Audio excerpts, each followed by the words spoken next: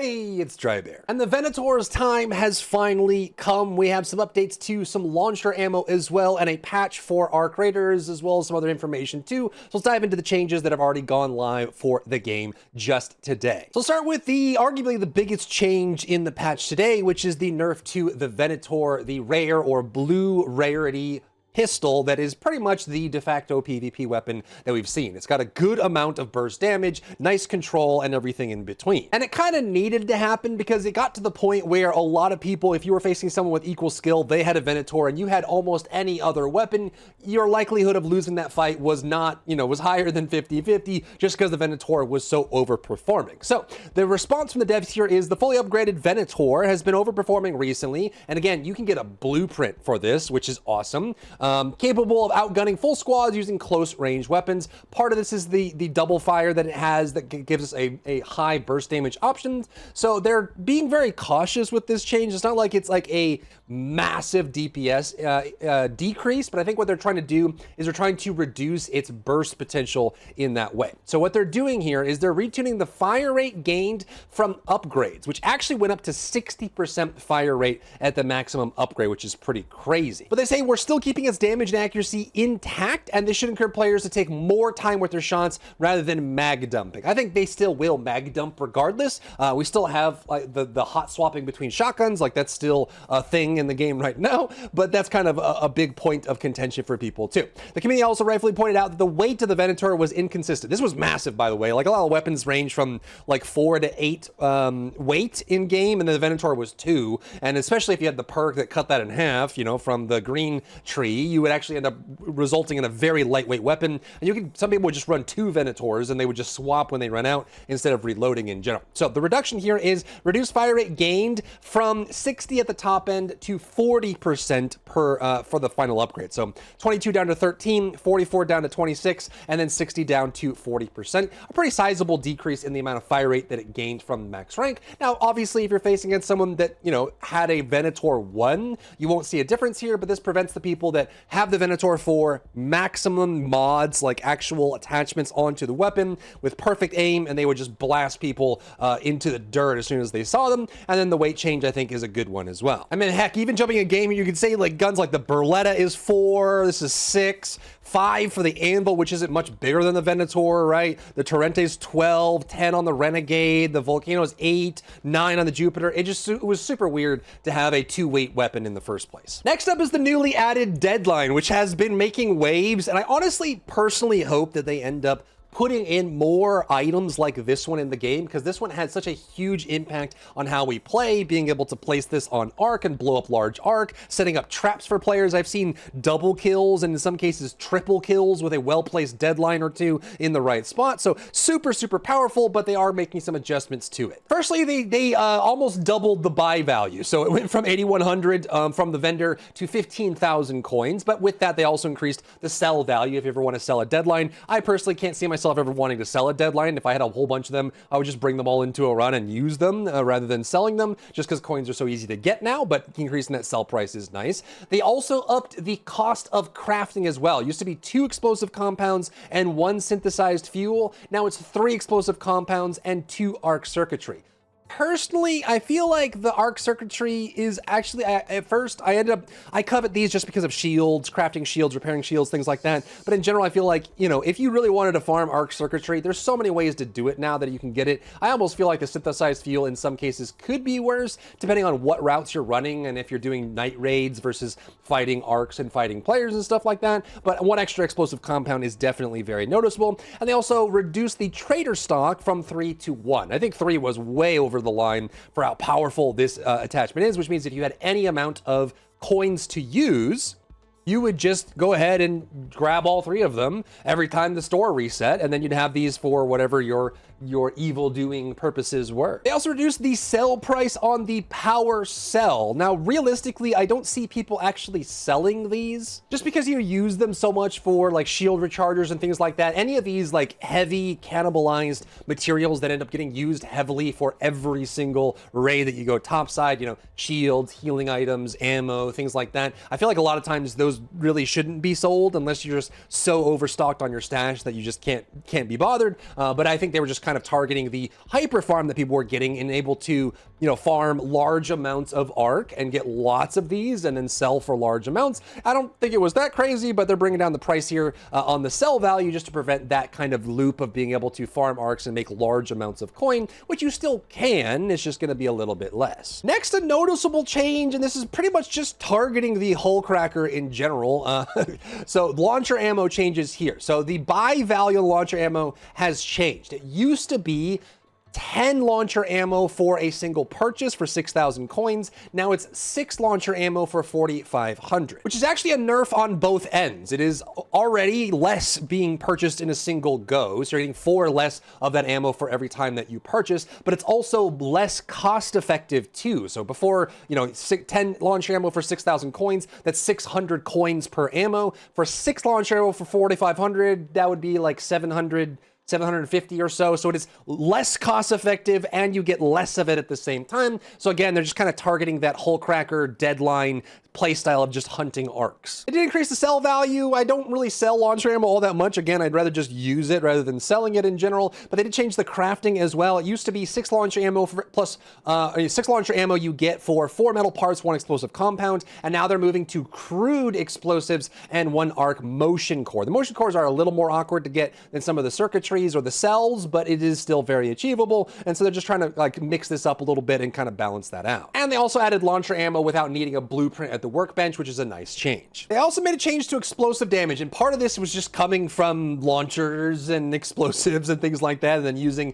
explosives on arc in general. But they noticed that the explosives were kind of double, triple, quadruple dipping in their explosions because the arcs have multiple bits and parts to them, right? They have thrusters and body parts and leg armor and all that stuff. There were situations where explosives dealt damage to more parts at once than intended. Like it was doubling up, tripling up, doing a bunch of extra damage on that as well, which was a big contributing factor to the hull cracker killing arcs faster than they thought was supposed to be the case. So we've adjusted explosive damage to make it more consistent across the board, and they've rebalanced the damage of the hull cracker to account for that change. So for rebalanced explosive damage against arc for more consistent experience, explosions on smaller engines like turrets are largely unaffected, but on larger sized enemies like the Bastion, it will deal less damage than before because it's not getting those extra hits that were kind of phantom loading up. Next, for the Shredder, they made some changes here. The Shredder has been kind of an interesting, it wasn't the arc I was expecting it to be. I wasn't expecting a shrapnel shooting trash can like a Dalek or something, but it has been a fun addition, especially on the new map and all of that experience there. So make some changes to the Shredder. The Shredder will now detect and move more reliably towards lure grenades. I think part of this is because of its inside. There might be some like nav mesh tracking on how it gets to the lure grenade, and because it is a ground-based arc that can't fly, there's going to be some, it has to actually traverse to that location, so there are probably just some detections and movements that weren't working properly. The Shredder movement and handling has been updated. It's slightly reduced turn speed, which will help it targeting and turning towards enemies, especially when it goes around doors and corners to try and find players. Improved braking, stiffer suspension, and more consistent reactions to impacts for steadier behavior in combat. They also improved the navigation to prevent from getting stuck on corners when moving towards the player. I think you can still get the Shredders stuck. It depends on where you are on the map and where you can lead them. There's some areas on Stellamontis where you just, you're kind of screwed.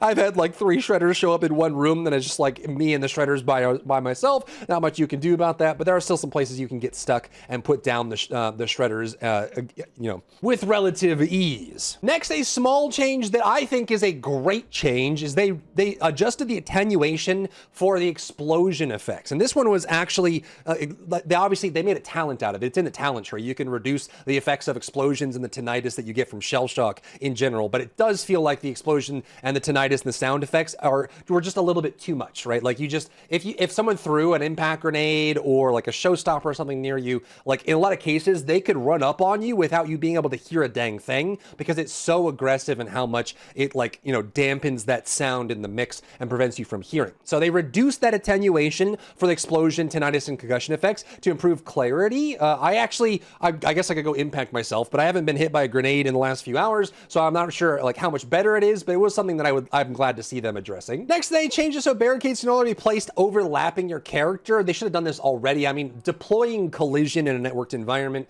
especially with characters that are moving in real time, can get really squirrely. Like, you can get caught up in some places, you can get displaced, you can get trapped and stuff like that. It's usually better to just never let actual collision to deploy anywhere near a player or on top of a player. For Spaceport, they also did 2 fixes which were quite necessary. They fixed an issue where players could enter the wall near the launch tower with, like just sneak up on people. And unless you knew about this, you would be surprised every single time, because there's no way logically you would expect people to be able to get there without you being able to hear it in general. They also fixed an issue where players could access the locked room on the control tower without a key.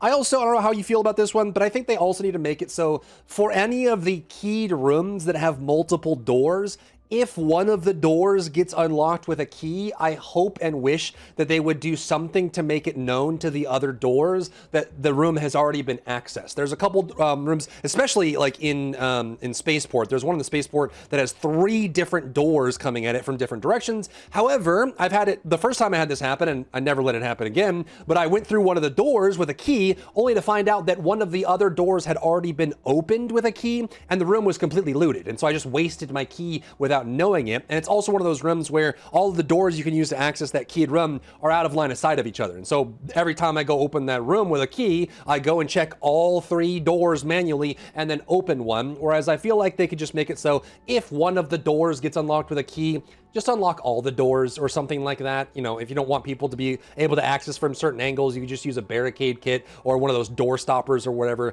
to prevent people from getting into the room. But I think it's really lame that someone can open one of the key doors and get inside and loot all the loot. And unless you checked that door, if you went to a different door, it'll still eat your key, even though the game knows that the room has already been looted. For Stella Montis, I think there's still more work that needs to be done on the map. I love Stella Montis. It's super fun, but it does have some issues, notably with spawns and some other things in general, but they did fix some things with Stella Montis in general. They fixed a location where players could get stuck. This is great. They removed 2 player spawns in Stella Montis that were too close to arc spawn areas. I think they also need to do like an overhaul a little bit on the spawn logic in general. I think they need to add more player spawns on the bigger map so people can't camp those spawns as easily. There's like a couple very notable spawns on every major map that people can just camp out and wait for someone to late spawn into and then kill them as they spawn. And this is majorly true on Stella Montis as well, but they are kind of targeting this based on how close they are to arc spawns. There's also area, no one likes to spawn and instantly die. I feel like there should be, regardless, you should have some grace period or some safety on where you spawn, just so you can actually get into the game and start playing, so you're not immediately getting killed as soon as you spawn. They also fixed some visibility collision on walls in the business center that allowed shots to pass through, and they did the same thing on Blue Gate as well. They also made a change that a lot of people, which, it doesn't really matter, but also matters a lot. It's very serious. The Raider Den, your location for your character, has been ducked out, which means that after the patch this morning, you now finally get to see how many ducks you have in your stash. Now, I can't imagine ever holding on to this many ducks, just because the stash size right now, in my opinion, is ridiculously small compared to what you normally get in games like these. Part of that is the size of the stash, and part of that is some of the painfully small item stack size limits for a lot of the items that you need. And now they might be going for like an ecosystem where they want you to constantly garbage collect your own stash and clean up, and then not hold on to everything and hoard. It's not a hoarding game, it's a extraction game. But I do think that there's definitely some room for either increasing the stack size for a good amount of items in the game, or increasing the stash limit. The stack size probably makes a lot more sense. But hey, you got ducks in there. You can fill out your den now. If you want to hold on to like 4 rows of ducks in your stash, you certainly can, and it'll show up in your den. Also improved ground detection for movement to help with slopes and traversing terrain. I think they need to do a lot more. One of the things that I don't like right now about the movement in Arc Raiders is trying to get up on any slope that you can't mantle on, right? So if it's like, shoulder height or a little bit higher, you can mantle by holding your jump button and you can climb up on top of it. But if it's like knee height or waist height, getting up on top of it is super awkward in this game for few reasons. One, when you collide with any surface, it zeroes out your forward velocity or removes all your momentum, which means that if you bump into a rock or something, you will end up having to lose your momentum and fall down to the ground and end up like having to jump again, and you get stuck on these little baby rocks. It just gets super awkward and weird. And I think, now, they don't want people to be able to bounce off of collision and terrain and things like that, but I do think they need to do a little bit more to help people get up on small surfaces and also being able to climb up onto the Raiders hatches when you're down but not out. The new Aphelion, which very few people have, it's actually quite rare and hard to find, but if you have the Aphelion, they made a change to the tracer effect just to make sure you can see better because it was pretty bright, and they also increased the blueprint drop rates for it as well. So if you're one of the people that have found the Aphelion and use it, rejoice, the blueprint should be a little bit easier to get now. They also fixed a tooltip error with the Stitcher where when you upgraded it, the changes that you got to the reload time were not actually accurate. I've started working on some weapon testing to see this, and a lot of them are quite inconsistent with the stats they show. There's also just a lot of inconsistencies on where you actually, like, where the stats show up. Like, you can see the stats here on this screen, but if you were to like hover over the weapon, you can't see it, and then if you go to the store, you can't see it, and where they show the stats and how accurate the stats are, I feel like could be an area of opportunity for them to improve on, but they have improved the tooltip error for the Stitcher specifically. And that's it for the Arc Raiders patch, a pretty decent sized patch. I mean, no major content going in, but some balance changes and things like that. And let me know what you think about these changes and also how you feel about the Venator change. I know Venator has been the like prime, you know, handheld for a lot of people that have like the farm to be able to get a Venator, especially if you have a blueprint like I do. Super strong weapon to use, but I've been playing around with a lot of different weapons, even the weapons I'm bad at, just so I can practice and learn and you know, expand my horizons. But let me know what you think about this patch down below in the comments. If you found value in today's video, leave a like down below, leave a comment for the algorithm to help this video get seen by more people, and don't forget to check out my other channels for other content and other stuff and other things.